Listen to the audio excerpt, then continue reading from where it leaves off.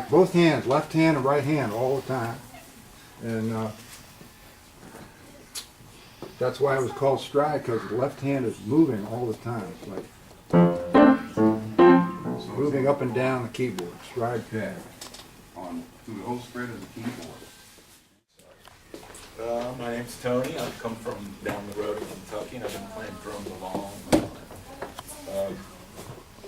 Drums in jazz probably predate the 20th century and the slaves in Congo Square in New Orleans. Anyone know where that is? The slaves, that was the only place that they were allowed to have drums.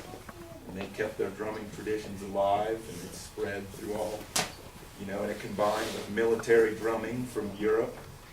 And so I'm going to give you a little example of a combination of European style snare drumming and before modern African drumming.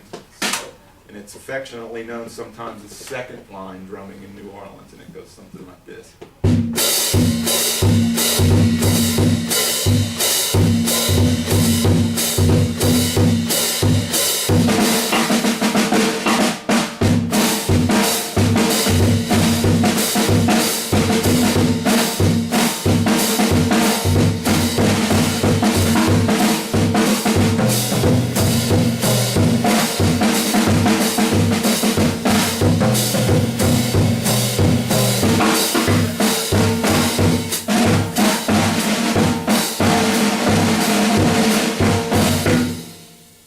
Song that you can hear that kind of drumming is a tune that you guys have probably all heard called "When the Saints Go Marching In."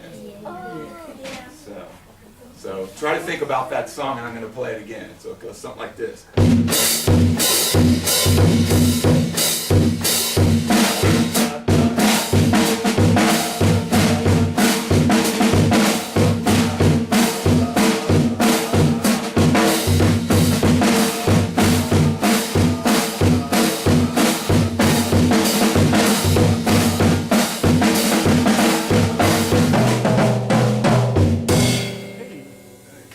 Everybody hear that? Yeah.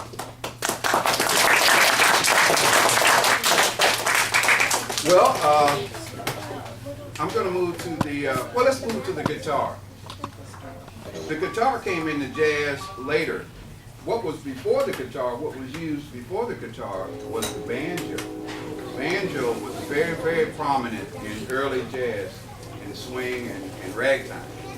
So we're going to let Mr. Bob Redker tell you about the guitar and how it influenced jazz and maybe some of his beginnings. Jim is right. The banjo preceded the guitar, and I think one of the reasons for that is the banjo is a very loud instrument without any amplification. And when guitar came along, they were all acoustic. There was no amplifier. Now they had bigger bodies than this one, so there was a sound, but not a big sound that could be heard for soloing. So it was mostly rhythm players. And some guys made a whole career out of being great rhythm players. Freddie Green with the Count Basie Orchestra for one. But once the guitar started being amplified, then guitar players found that they could be soloists as well as the horn players. So guitar was a little late to the party as far as jazz soloing, but they'd been around for a long time. And starting with playing rhythm, and then eventually after they were amplified, moving to being able to play solos. I actually started as a drummer, which is why I appreciate good drumming like Tony more than probably a lot of folks, because I know how difficult it is to get all four things working, doing something different at the same time. And if you want to know what that's like, just try rubbing your stomach and patting your head. That's only two things. He's doing four at one time. But at one you're all doing it good. All right. Now lift the one foot and shuffle the other. So,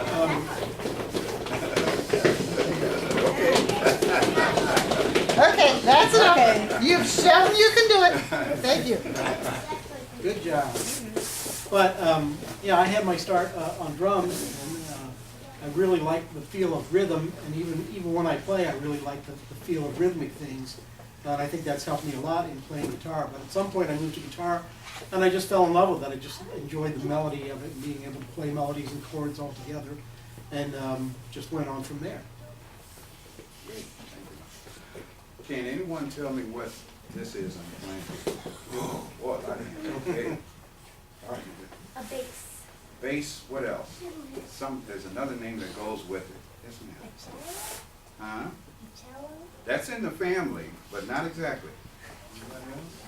Who else? What else is in there? Bass, and the next word starts with the letter V.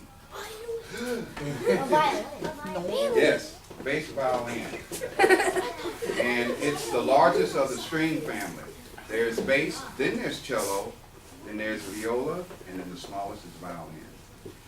The bass came into jazz after the tuba or sousaphone because that was prominent in very early jazz. You know, everybody know what a sousaphone or a tuba looks like? How do you hold it? Yeah, something like that, almost like the bass. But sousaphone wraps around you and it has the big bell that comes out this way, right? And the tuba is held kind of this way where the bell shoots out this way, whether you're left or right, you know, depending on that, okay? So, in the mid-late, maybe early, mid-late 20s, early 30s, string bass started to be more prominent, especially with big bands when they're doing the swing era. So the bass and the bass players also, the same with guitar, banjo. There was no amplification. I don't have my amp out, but you can see with Bob's amp, he has an amp here, a small amp.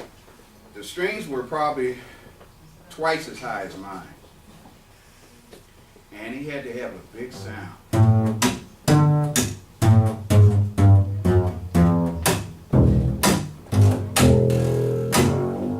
That's how they had to play pretty much.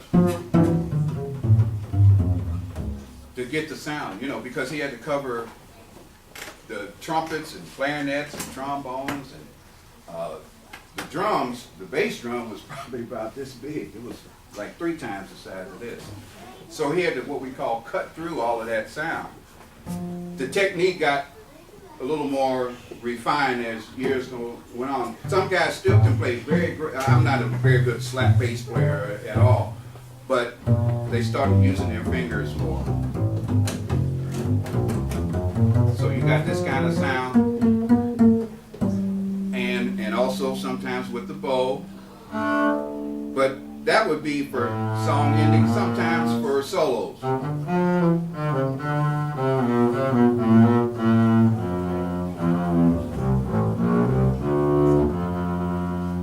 So, and of course in classical music, the bow is used more. Now my bass happens to have what we call a C extension. I can go from this note down to that note, and everything in between. So it goes down to a low C from the E. Now I know that doesn't mean a whole lot to you, but to me it does. You know, especially, well, and to the rest of the band, and if I can play it well. So you have to. This is a tune that I hope I remember. That is called Out House. Who's Penthouse. Penthouse. Tab Dameron? I think it's Sonny Rollins. Might be Sonny Rollins. Sonny Rollins or We'll say Sonny Rollins. yeah. One Sonny Rollins. Okay, we're correct.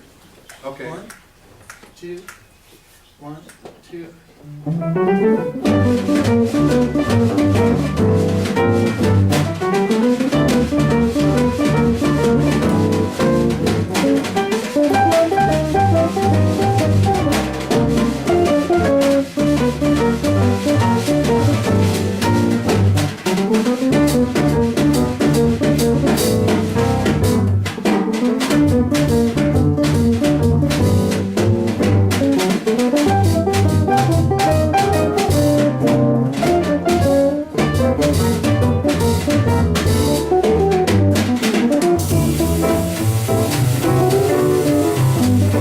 Thank